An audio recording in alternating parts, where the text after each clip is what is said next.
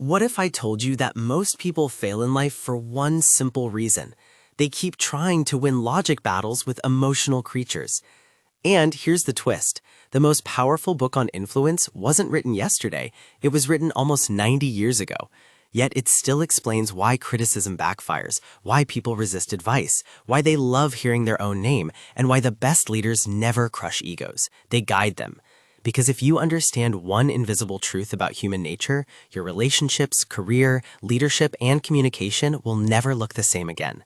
Everybody walks around with an invisible sign that says, "Make me feel important." This is not manipulation. This is human psychology. Today, we're breaking down the deep architecture behind how to win friends and influence people, not as a fluffy self-help book, but as a blueprint for human behavior. We'll unpack why criticism almost never works, why appreciation can outperform authority, how to make people like you without faking it, how to persuade without triggering resistance, how to lead, correct, and influence people without creating resentment, and why the line between influence and manipulation matters more than ever. Stay to the end because the final lesson may be the most important one of all, how to use these ideas ethically without becoming fake, needy, or calculated. Because the real power of influence is not control, it's ethical understanding. Let's begin. What you need to understand why this book became a phenomenon, you have to understand the world it entered. It came out during an era when survival depended not just on hard work, but on social skill. In a world under economic pressure, your ability to navigate people became a kind of currency, and Carnegie was tapping into a huge cultural shift. The old ideal was what some people called the character ethic. Be honest, be disciplined, be solid from the inside out. But the modern world was increasingly rewarding something else, the personality ethic, the ability to communicate well, build rapport, and gain cooperation. That sounds shallow at first, but Carnegie's deeper point was not be charming. It was this. If human beings are emotional, status-sensitive, and hungry for significance, then anyone who understands that will have an enormous advantage. And the first principle? It destroys one of the most common habits in modern life. Carnegie opens with a brutal truth. If you want cooperation, criticism is usually gasoline on a fire. His metaphor is unforgettable. If you want honey, don't kick the beehive. In other words, if you attack people, don't act surprised when they sting you. Why? Because people rarely see themselves as wrong, even when they are clearly wrong. That's what makes this principle so uncomfortable. Even criminals, Carnegie observed, often build stories in which they are the victim, the misunderstood one, the justified one. Now think about the average person. If someone points out their mistake aggressively, what happens? Do they calmly say, "Excellent point. Thank you for exposing my flaws"? Of course not. They defend, they rationalize, they explain, they turtle up. Because criticism is not just information. It feels like a threat to identity. And once identity feels threatened, logic leaves the room. That means when you criticize someone harshly, you may feel powerful in the moment, but psychologically, you've just made them less reachable. So what do you do instead? Use a delayed response. Before reacting to someone's failure, ask, what hidden pressures might have led to this? What context am I missing? If I were in their position, would I be acting differently? And if you need to vent, don't dump that poison into the relationship. Write it down privately. Create what we could call a venting journal, a place where your emotions go so they don't become someone else's wound.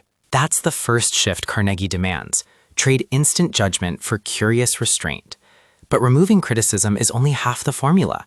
If influence is not powered by attack, what powers it? Carnegie's answer is simple and far deeper than it sounds. People are starving for significance, not compliments, not cheap praise, not fake hype. Significance. Most physical needs get met eventually. Food, sleep, shelter. But the need to feel important, that hunger keeps coming back. This is why sincere appreciation is so powerful.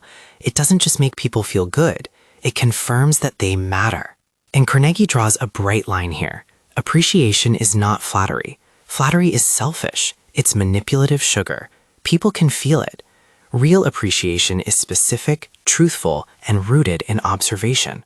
Not "you're amazing," but the way you handled that difficult client was calm, thoughtful, and professional. See the difference? One is empty performance.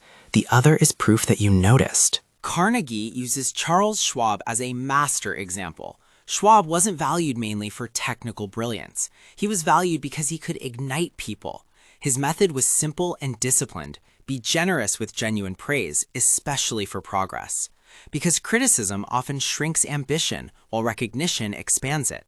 This matters for leaders, parents, managers, and creators alike. If you only speak when something goes wrong, people begin to associate you with threat. Energy drops, risk-taking disappears, effort becomes defensive. But if you become someone who notices improvement, small, real, meaningful improvement, you become a source of energy. Don't wait for greatness. Praise meaningful progress. Catch the draft before the masterpiece. Catch the effort before the outcome. Progress is where motivation is born. Now here's where Carnegie gets almost surgical. If you really want influence, appreciation alone is not enough. You must learn to activate desire. This may be the most important principle in the entire book. The only way to influence people is to talk about what they want and show them how to get it.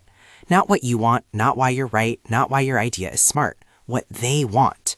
Carnegie explains this with a fisherman's analogy. You don't bait the hook with what the fisherman likes, you bait it with what the fish wants. It's funny, it's simple, and it's devastatingly accurate. Most communication fails because it's self-centered. We pitch our needs, our deadlines, our frustrations, our logic.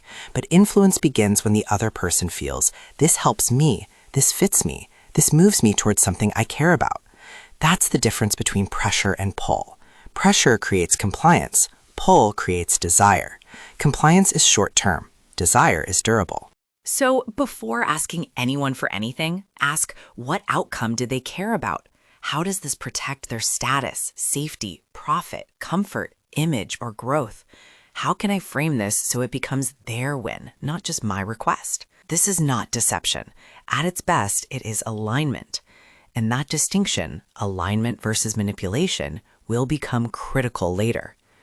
So now you know the foundation. Don't attack the ego. Do feed the need for importance and always connect to the other person's desire. But how do you get people to actually like you? Carnegie's first rule for likability is almost embarrassingly obvious, and almost nobody does it well. Be genuinely interested in other people. Most people are not thinking about you nearly as much as you think. They are thinking about themselves, their worries, their goals, their frustrations, their image, their problems. So if you walk into a room trying to be interesting, you're competing. But if you walk in being interested, you become magnetic. Why? Because attention is emotional currency. That's why Carnegie uses the example of a dog. A dog wins affection not through strategy, status, or sophistication, but through visible delight in your presence. And that warmth matters. So instead of trying to impress, ask about people's projects. Ask what they're struggling with. Ask what excites them right now. And actually listen for the answer. People remember how rare that feels. And then Carnegie adds a tiny behavior that can completely change first impressions. A real smile is not decoration. It is social permission. It says, I'm safe, I'm open, I'm glad you're here. And this matters more than people realize. A genuine smile changes the emotional temperature of an interaction before a single idea is exchanged. Even on the phone, where nobody can see you, smiling changes your tone. That's powerful, because people often don't respond to our words first. They respond to our emotional signal. A forced smile feels like customer service theater. A genuine smile feels like welcome. Now here's the next insight, and it's one of the easiest to underestimate. People love hearing one sound more than almost any other. A person's name is tied to identity. When you remember it, you send a message without saying it directly. You matter enough for me to notice. That's why using someone's name well can create instant warmth. And no, this does not mean saying it awkwardly every 10 seconds like a bad sales script. It means respecting the symbolic weight of identity. Carnegie shares examples of people who built huge influence simply by mastering names. Because remembering names is not really about memory, it's about value. Here's the practical system. Repeat the name immediately. Associate it with a visual anchor, role, or detail. Record it after the meeting in your contacts or notes. Treat remembering names as a system problem, not a talent problem. But even more powerful than remembering someone's name is making them feel deeply heard. Carnegie's next insight is pure gold. If you want to be seen as engaging, intelligent, and likable, become an excellent listener.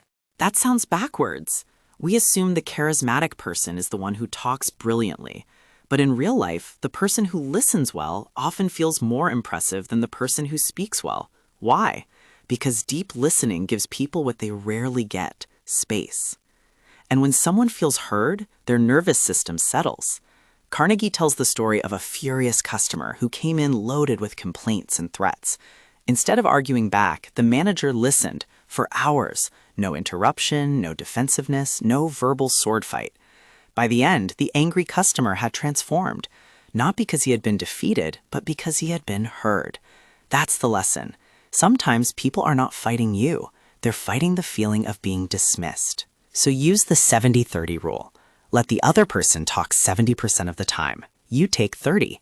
You'll learn more, trigger less resistance, and be remembered as more thoughtful than the person who dominated the room. There's also a shortcut to becoming instantly more interesting.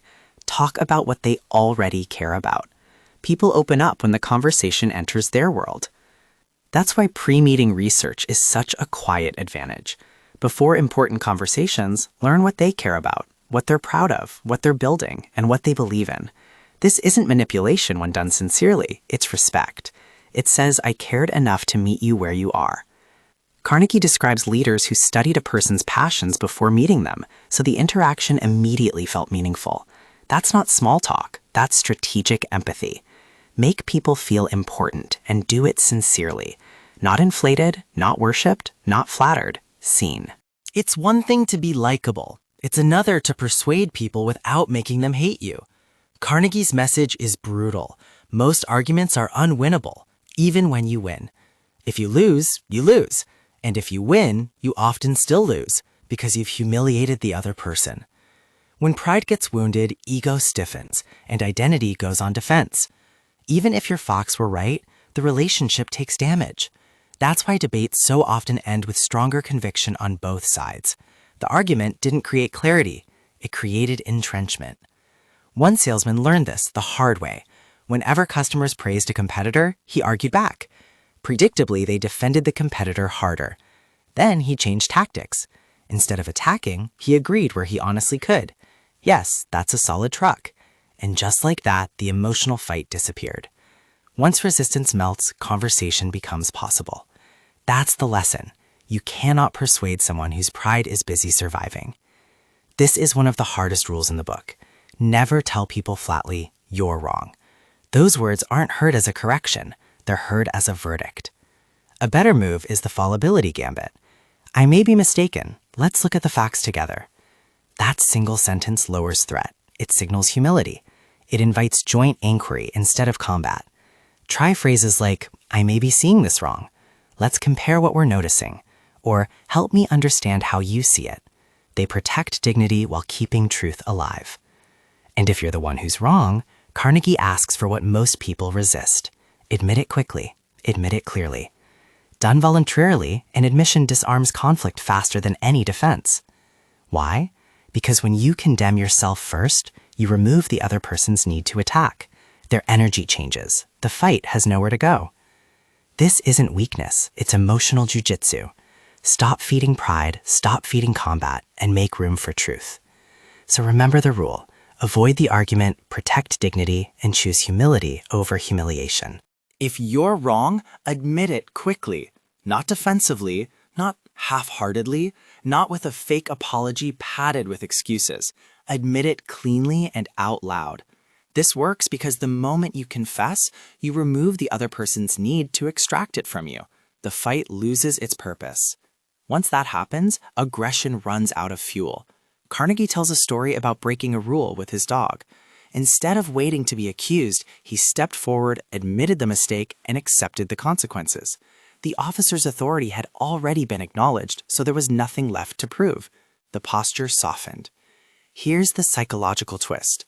When you condemn yourself honestly, other people often lose interest in condemning you further. Ego tells us to hide mistakes, which stretches conflict out. Humility does the opposite. It shortens it. Carnegie loved this image. A drop of honey catches more than a gallon of bitterness. Hostility invites resistance. Friendliness lowers shields. That doesn't mean becoming weak. It means becoming effective. The goal isn't to win a clash. It's to open a door. That's why openings matter. If someone experiences you as an enemy, everything that follows gets framed as a fight. A hostile opening poisons the ground.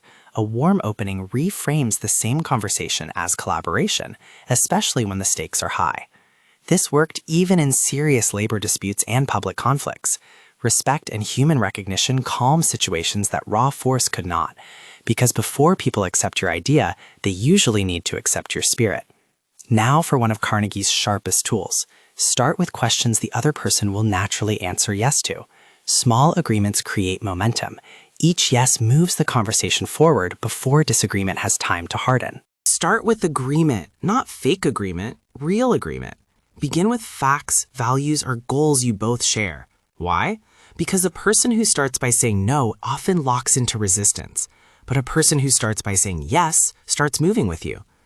This is the logic behind the Socratic method. Create momentum. Build an agreement step by step. Lead the conversation through common ground before you introduce the difficult point. Instead of saying, you need to change this strategy, try this. We both want the project to succeed, right? We both want fewer delays, right? So let's test an approach that might reduce the bottleneck. Carnegie returns to a deceptively simple rule. Let people talk, especially when they disagree with you. Talking releases pressure. It works like a safety valve. And the more people explain themselves, the more useful information you gain. You discover what they fear, what they value, what they misunderstand, and where real leverage lives. Too many people interrupt because they are eager to persuade, but interruption often destroys the very data persuasion depends on. Then comes one of the most powerful principles of influence.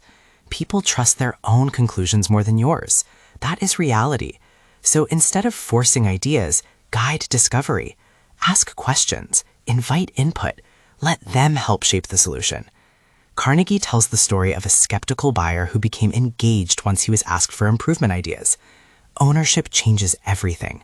When an idea feels self-generated, commitment rises.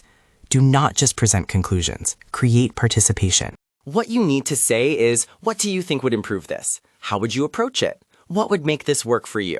That moves the conversation from persuasion to co-creation. Carnegie insists on something many people talk about but few practice deeply. Try honestly to see things from the other person's perspective, not as a rhetorical technique, as a discipline. Before asking anyone to do anything, pause and ask, how does this situation look from their side? That one question can change how you phrase the request, how fast you move, what objections you anticipate, and what benefits you highlight. Perspective taking is not weakness, it is strategic accuracy. Most people are hungry for sympathy, not pity, not agreement with everything they say, but emotional acknowledgement. Sometimes the most disarming sentence in a conflict is, if I were in your position, I'd probably feel the same way. That sentence tells the other person, you are not crazy. Your reaction makes sense from where you stand. And that can melt resentment faster than counterarguments. Here, Carnegie gets fascinating. He argues that most people have two reasons for doing something, the real reason and the reason that sounds honorable. So when you want cooperation, appeal to the best version of who they believe themselves to be. Their fairness, their integrity, their generosity, their professionalism. Why does this work? Because people want to see themselves as good, and when you invite them to act in alignment with that identity, they often rise to it. Facts matter, but naked facts are often forgettable. Carnegie says truth must sometimes be dramatized, not falsified, not sensationalized, dramatized. Make it visible, make it concrete, make it memorable. Use analogy, use contrast, use a demonstration, use a story, because the human brain does not remember abstract information nearly as well as it remembers emotionally vivid meaning. And when all else fails, challenge people, not with humiliation, but with a worthy test. People love games, standards, and the chance to prove themselves. A challenge activates pride, agency, and competitive energy. Sometimes the fastest way to awaken effort is to say, in effect, I know you can do better, and I think you would be proud to prove it. All of this helps you persuade, but leadership requires something harder, changing behavior without creating resentment. Carnegie's leadership advice starts with a brilliant metaphor. Before a dentist drills, they numb the pain. Likewise, before giving correction, begin with honest appreciation, not fake praise, not manipulative cushioning, real recognition. Because if people feel only attacked, they close up. But if they first feel respected, they remain reachable. This is the leadership version of emotional intelligence. Prepare the nervous system before delivering the hard truth. This is such a practical gem. If you compliment someone and then say but, you often erase the compliment. You did great, but the brain hears everything before the but was ceremonial. The word but doesn't add information. It deletes what came before it. Carnegie's fix is simple. Use and. You worked hard on this, and if we sharpen this one part, it could become excellent. That tiny shift preserves dignity while still allowing improvement. Nothing is taken away. Praise and correction can exist at the same time. Before criticizing someone else, mention your own similar mistake. Why? Because it reduces hierarchy. It turns judgment into solidarity. Now the message is no longer, I'm above you. It becomes, I know this problem. I've been there too. People listen differently when they don't feel looked down on. People also learn better when shame is reduced. Direct orders can trigger resistance, even when the order makes sense. Questions invite ownership. Instead of, do this now, try, what do you think is the best next move? Could you handle this piece? How would you solve it? Questions open doors that commands keep shut.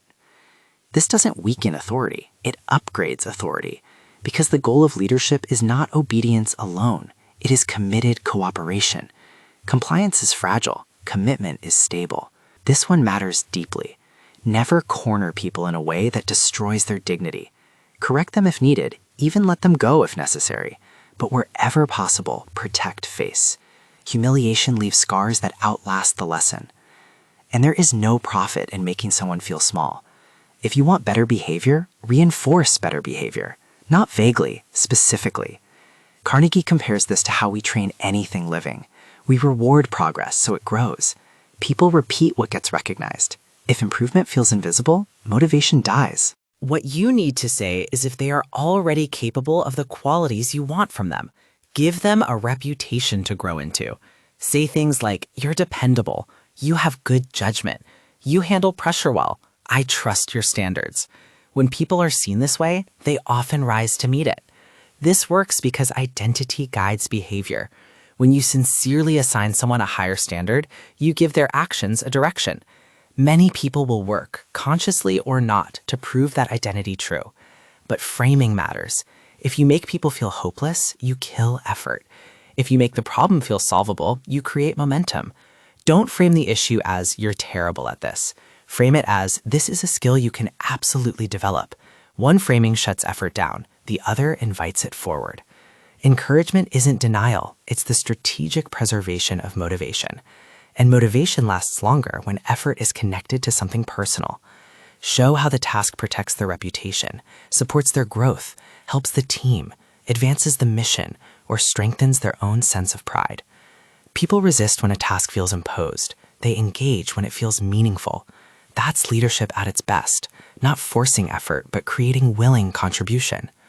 One of the most overlooked parts of Carnegie's framework is that he didn't stop at work. He carried these ideas into home life.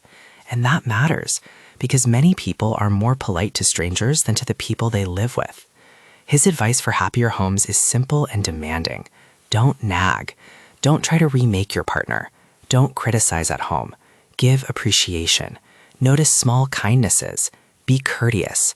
And understand the emotional and physical dimensions of intimacy. The place where love should feel safest is often where ego is handled worst. Carnegie also saw that written communication has its own psychology. A message can trigger resistance or unlock cooperation. One particularly clever idea is this. Instead of issuing a cold demand, ask for a favor. Why does that work? Because a favor gives the other person something emotionally rewarding, a sense of importance. They are not just complying, They are helping. And that subtle difference can completely change the tone of a message, even when the request itself stays the same. But now we arrive at the biggest criticism of Carnegie's entire philosophy. Is all of this genuine, or is it just manipulation with better manners? This is the question every serious reader eventually asks. If I'm using appreciation, perspective, sympathy, and strategic framing to guide people, am I being authentic, or am I just learning to control them? That tension is the sincerity paradox at the heart of Carnegie's work. And the answer depends on motive. If you're using these methods to push people into something against their interest, that is manipulation. If you are using them to create alignment, reduce friction, preserve dignity, and help both sides move toward a better outcome, that is influence. That distinction is everything, because the same behavior can be ethical or unethical depending on the intention underneath it. A compliment given to exploit is manipulation. A compliment given because you genuinely noticed value is connection. Listening to trap someone is manipulation. Listening to understand them is respect. This is why Carnegie repeatedly insists these ideas must come from the heart. Without sincerity, the techniques become hollow theater, empty performances that people eventually sense. With sincerity, they become a way of humanizing relationships in a harsh world. At its deepest level, Carnegie is saying something profoundly modern. The self is not isolated. We become who we are through relationship.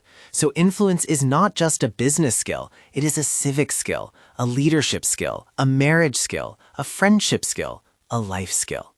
And in a digital world full of outrage, ego battles, and performative certainty, that message may be even more relevant now than when the book first appeared. That calm contrast is the point, because influence begins where reactivity ends. If you want one habit from this entire video, start here. In conversations, aim for the other person to talk 70% of the time and you only 30%. This doesn't mean becoming passive, it means becoming strategically curious. You'll gather more insight, create more trust, and immediately come across as more grounded and socially intelligent.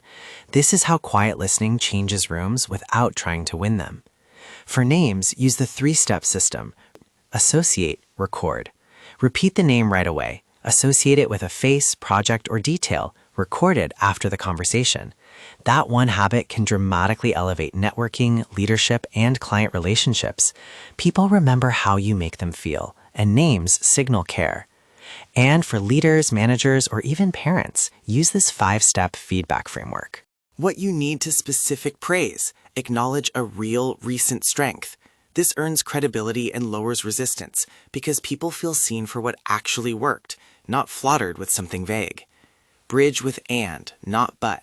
Keep the person's dignity intact, but erases what came before it and carries it forward, so improvement feels additive, not corrective. Share your own past mistake. Reduce defensiveness. When you show your scar first, you signal safety. You're not speaking from a pedestal, you're standing in the work with them. Ask for their solution. Create ownership. When people help write the plan, they protect it. Responsibility sticks when it's chosen, not assigned. End with belief in their standard. Give them a reputation to live up to. Call them upward. People move toward the version of themselves you clearly trust. That sequence works because it protects what people fight hardest to preserve: status, dignity, competence, and hope. Each step becomes part of a single system, not a collection of soft gestures. Together, they form a staircase instead of a confrontation. This is why soft feedback is not weak feedback. It is structured feedback with emotional intelligence built in. Harsh feedback breaks trust like a hammer. Soft feedback shapes behavior like a precision tool. The point is not to avoid truth. The point is to deliver truth in a form the other person can actually receive. Truth thrown like a brick bounces off defenses. Truth offered with care gets opened. So what is Dale Carnegie really teaching? Not tricks, not charm, not social manipulation for personal gain. He is teaching that human beings are emotional, proud, insecure, hopeful creatures, and that if you ignore that reality, your intelligence alone will not save you. You can be right and still fail, talented and still isolated, honest and still ineffective. Skill without empathy creates distance. Facts without care create resistance. When people feel unseen, they stop listening, even when the message is correct. Influence fails not because the idea is wrong, but because the human carrying it was never reached. Because people do not move through life as logic machines. They move through life asking, often silently, do I matter? Do you respect me? Am I safe with you? Will you wound my pride or strengthen my dignity? And the people who understand those questions become better leaders, better partners, better communicators, better friends, and often far more influential human beings. So the next time you are tempted to criticize, interrupt, dominate, or prove yourself right, pause and ask the Carnegie question beneath all of Carnegie's principles. This pause is the hinge of the entire book. It slows the ego, opens curiosity, and replaces reaction with intention, giving relationships room to breathe. What does this person deeply want? And how can I meet them there without betraying what is true? That is not weakness. That is mastery. Let this ending breathe. We revisit the ideas you just learned. Work with human nature. Lead with sweetness. Appeal to interests. Respect feelings. Listen more than you speak. Build common ground. Make people feel important. Correct gently. And stay sincere by asking the right question. These images are reminders, not lessons. Remember the core truths. Criticism attacks identity, not just behavior. People defend pride faster than they accept facts. Appreciation is not flattery. Attention is emotional currency. The best persuaders lower resistance first. Leadership corrects without humiliation. People rise to the identity you assign them. Influence without sincerity becomes manipulation. If this video sparks something in you, don't let it stop here. You'll find the link to How to Win Friends and Influence People in the description below. If you haven't read it yet, go deeper. Real change happens when you engage with the ideas yourself. And if this added value, subscribe and share it with someone who needs it. This is Ideas to DNA, where knowledge becomes action. See you next time.